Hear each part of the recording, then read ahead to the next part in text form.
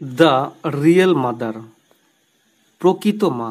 তো এখানে দি কথাটা ব্যবহার হয়েছে রিয়েল মাদারকে ডেফিনাইট করার জন্য, অর্থাৎ নির্দিষ্ট একটা মা। দি এখানে একটা definite article, the real mother অর্থাৎ প্রকৃত মা। Once two women were quarrelling, দুজন মহিলা ঝগড়া লাগিয়ে দিয়েছিল over the claim of a baby, একটা শিশুর দাবি নিয়ে।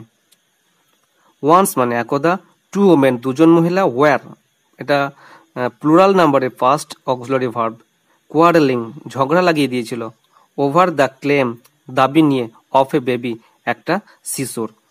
দে ওয়ার ব্রট বিফোর এ জাজ, তারা সেই শিশুটাকে একজন বিচারকের কাছে নিয়ে যায়।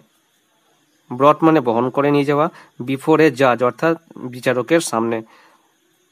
টু সেটেল দ্য ক্লেম অর্থাৎ প্রকৃত দাবিদারকে সেটা নিষ্পত্তি করার জন্য। সেটেল দ্য ক্লেম অর্থাৎ প্রকৃত দাবিদারকে সেটা নিষ্পত্তি করার জন্য। দ্য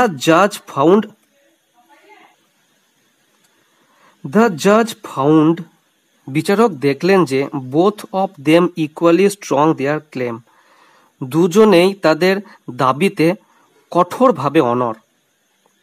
দ্য জাজ ইকুয়ালি মানে সমানভাবে, স্ট্রং ইন দেয়ার ক্লেম অর্থাৎ কঠোরভাবে তাদের দাবিতে অনর। হি অর্ডার্ড সে আদেশ দিল, cut the baby into two equal halves, শিশুটাকে দুটো সমান ভাগে কেটে ফেলা হোক। কাট দ্য বেবি শিশুটাকে কেটে ফেলা হোক, ইন্টু টু ইকুয়াল হাফস অর্থাৎ দুটো সমান অর্ধেক ভাগ করে। And give a half of each of the women, এবং অর্ধেক ভাগ এক একটা মহিলাকে দেওয়া হোক। হিয়ারিং দ্য অর্ডার এই আদেশ শুনে, হিয়ারিং মানে শোনা, দ্য অর্ডার আদেশ। ওয়ান অফ দ্য ওমেন তাদের মধ্যে একজন মহিলা, ক্রাইড আউট চিৎকার করে উঠল, ডোন্ট কাট মাই চাইল্ড আমার শিশুকে কেটো না, গিভ ইট টু হার এটাকে তাকেই দিয়ে দাও। গিভ ইট টু হার অর্থাৎ এটা তাকেই দিয়ে দাও অর্থাৎ অন্যজনকে দিয়ে দাও। সি ওয়েপ্ট অ্যালাউড সে চিৎকার করে কেঁদে উঠল। বাট দ্য আদার ওমেন কিন্তু অন্য মহিলাটা, রিমেইন্ড সাইলেন্ট চুপ থাকলো। রিমেইন শব্দ অর্থ থাকা, সাইলেন্ট শব্দ অর্থ নিশ্চুপ বা চুপ।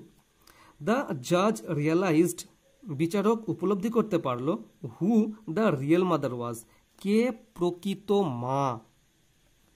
হি returned the child to its real mother সে ফিরিয়ে দিল অর্থাৎ সেই রাজা ফিরিয়ে দিল প্রকৃত মায়ের কাছে শিশুকে।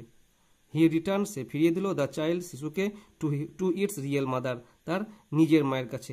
অ্যান্ড পানিশড এবং শাস্তি দিল দ্য আদার অন্যজনকে, যে প্রকৃত মা নয় ফলস মা তাকে শাস্তি দিল।